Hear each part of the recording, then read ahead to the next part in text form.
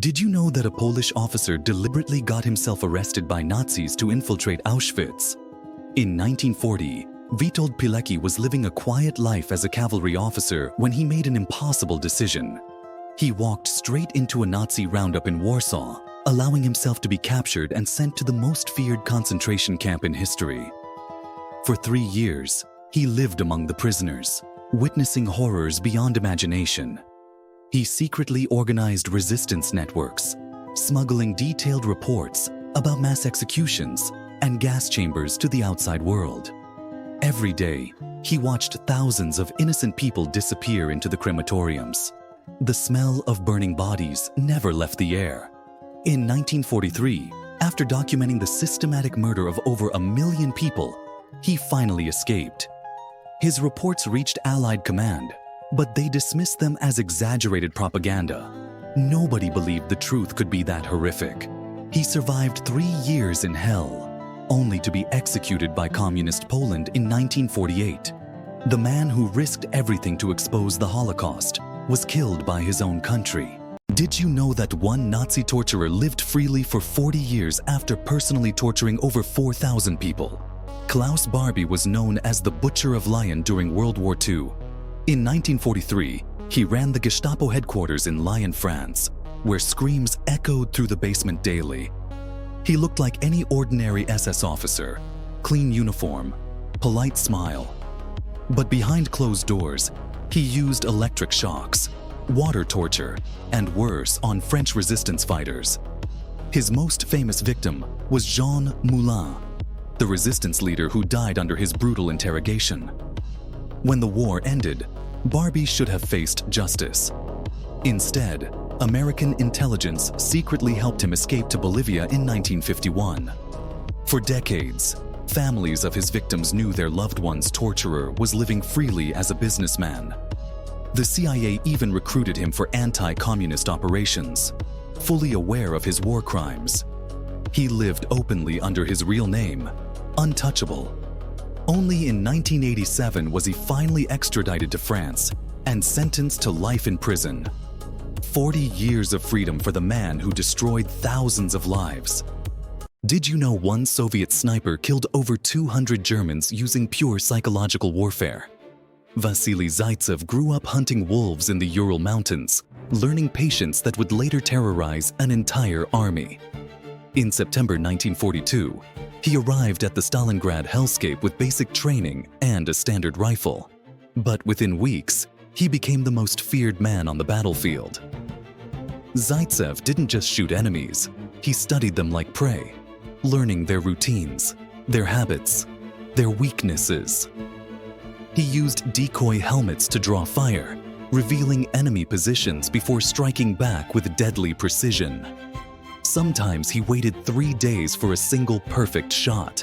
His reputation grew so dangerous that Germany sent their best sniper instructor, Major Erwin Koenig, to hunt him down. For 3 days, they played a deadly game of hide-and-seek through bombed buildings and rubble. Koenig made one fatal mistake, a tiny glint of sunlight off his scope. Zaitsev spotted it instantly and fired. The hunter became the hunted, and Zaitsev's methods became Soviet doctrine forever. Did you know that a single reactor engineer saved Europe from becoming uninhabitable, but died horribly doing it?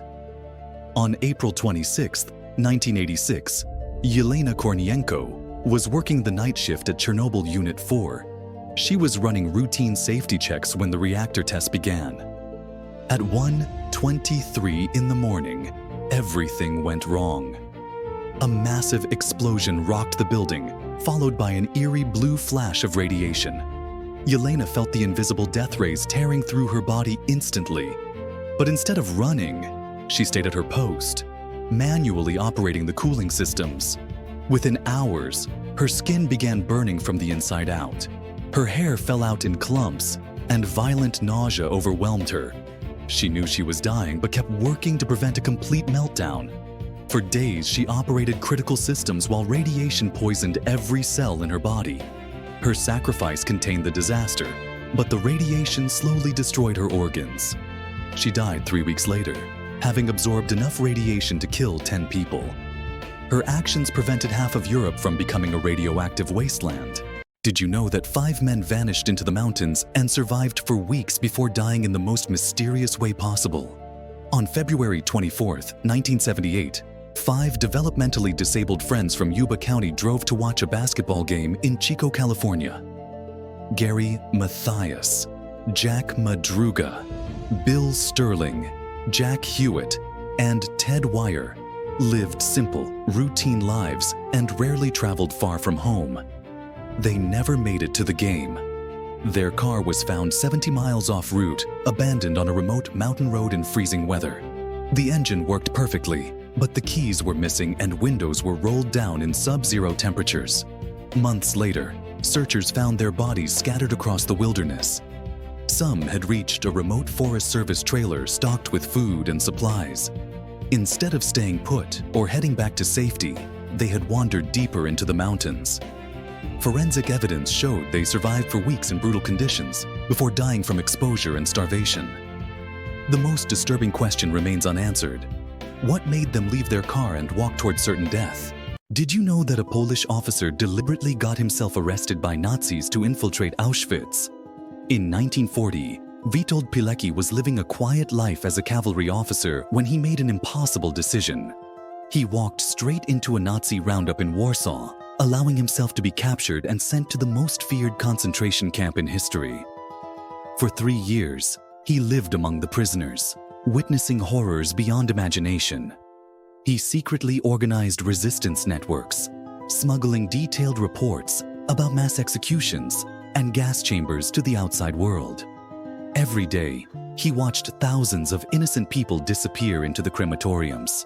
The smell of burning bodies never left the air. In 1943, after documenting the systematic murder of over 1 million people, he finally escaped. His reports reached Allied command, but they dismissed them as exaggerated propaganda.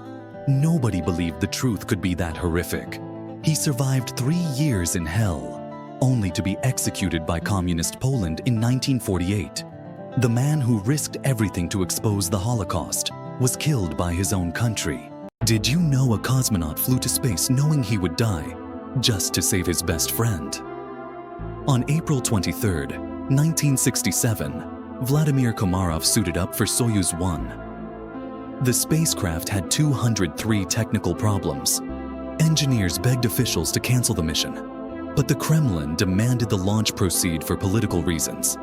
Komarov knew refusing meant his backup pilot would fly instead, Yuri Gagarin, the first man in space. So he climbed aboard what he called his coffin. Within hours, everything went wrong. Solar panels failed, navigation systems died, communications cut out. Komarov calmly reported each failure to ground control, his voice steady despite knowing his fate. During re-entry, the main parachute tangled. The backup parachute failed too. The capsule plummeted like a meteor, spinning violently toward Earth. His final radio transmission was him cursing Soviet leadership for sending him to die. The impact created a smoking crater.